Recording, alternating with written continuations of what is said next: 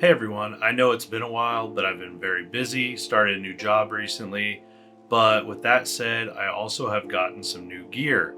So today I'll be showing you guys one piece of new gear that I recently picked up, and that is the Sony ZV-1F.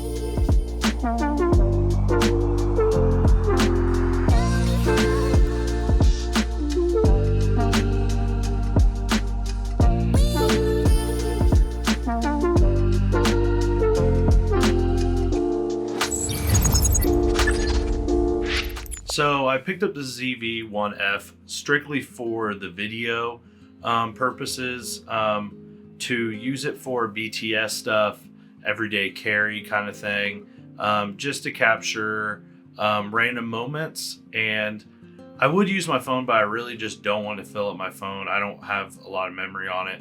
And this allows me to put a memory card in it and also have a real lens other than a cell phone lens, and kind of just have something strictly for video that isn't shared with anything else, and that isn't very bulky like my Canon R6. So this gives you 4K or 1080. 1080 gives you 120 frames per second, 60 frames, 23. 4K gives you 30 and 24, so no slow motion capabilities there. But if you're trying to capture some good detail or just something with good resolution, the 4K is gonna be plentiful. And so one thing that's really nice about this is you can kind of just turn it on and use it. You're gonna break some video rules by using this camera. If you just use it in auto, the shutter will overcrank or be too slow for your frame rate, but it gets the job done and just helps you capture the random moments that I plan on capturing with it. And something else I plan on using this for, which you will see soon in a video, is it will be my new recording camera for any sports photography. So I'm going to mount this on top of the R6 and use this to capture video to go along with the photos that I show you when I'm talking about covering a certain sport. I did that last week with softball, so I'll be going through that footage pretty soon, and I'm excited to see how well it worked. It comes with a pretty small battery, so that's one downside. Is I'm going to need to buy some more because these are really small, but luckily they are cheap. You can get like 3 for $18, so not that big of a deal getting into it. It does have a 20mm lens on it, f2 I believe is what it is, so it's going to do pretty decent in low light, but it is a smaller sensor, so it's not going to be the greatest. One thing that I have found out is it has S-Log, so you do get raw video format. So if you want to color grade or have that extra dynamic range, you've got that in S-Log 2 and S-Log 3.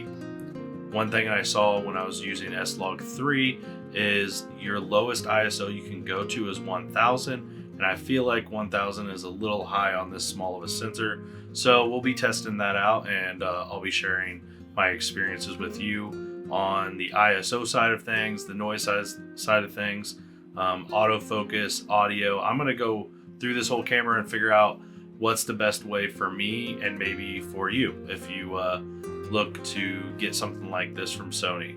So I did mention S-Log 2 and 3.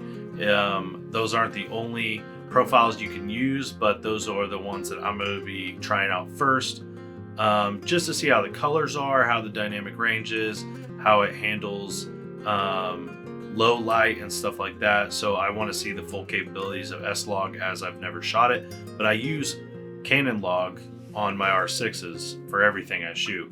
So color grading is fun, and it's something I don't mind doing, but we'll see if it works into my workflow when I get trying that out.